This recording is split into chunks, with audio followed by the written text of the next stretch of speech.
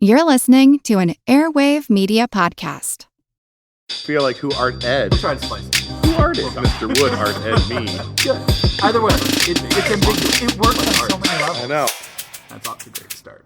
Welcome to Who Arted, where we explore visual arts in an audio medium. I'm your host, Kyle Wood, and today we're going to be looking at Janet Sobel. When we think of artists whose bold, creative vision revolutionized the world of painting in the 20th century, we seldom imagine a grandmother laying on the floor of her apartment as she paints. Perhaps that's why so few people know the name of Janet Sobel.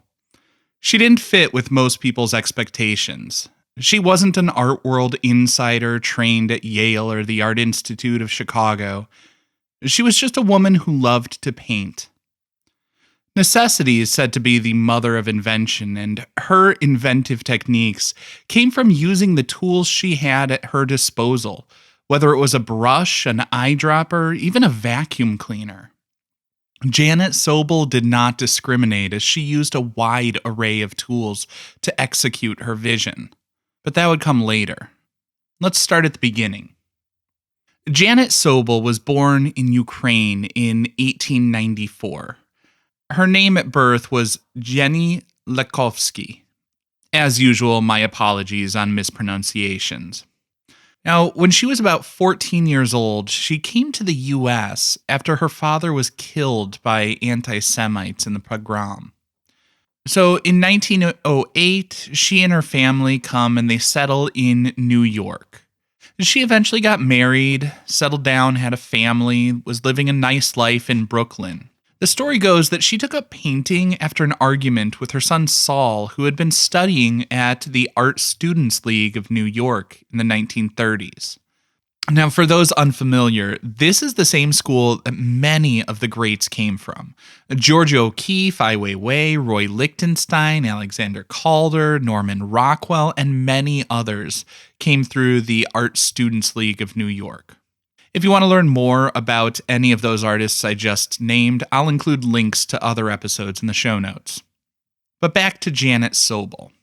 Apparently, much like Roy Lichtenstein, her art career came from a giant "so there" to her son.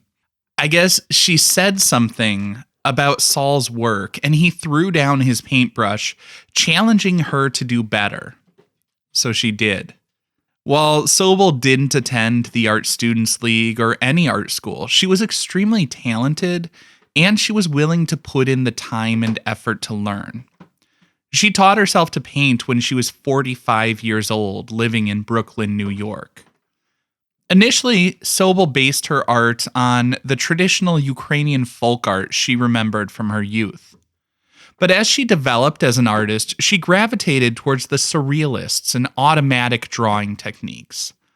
Her work became increasingly experimental, using unconventional tools. Her husband had been a jewelry manufacturer, so she used some of his tools like glass pipettes and enamel paints. She experimented with dripping the paints across the canvas, then adding more details.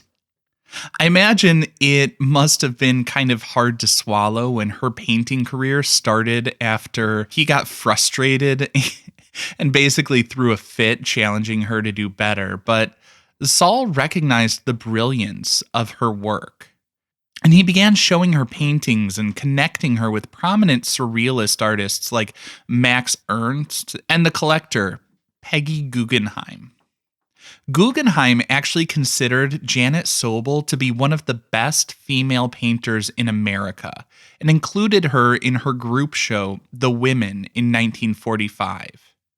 Guggenheim even gave Sobel her own show in 1946. Unfortunately, her rise in the art world came to an almost immediate end when she moved to New Jersey in 1946.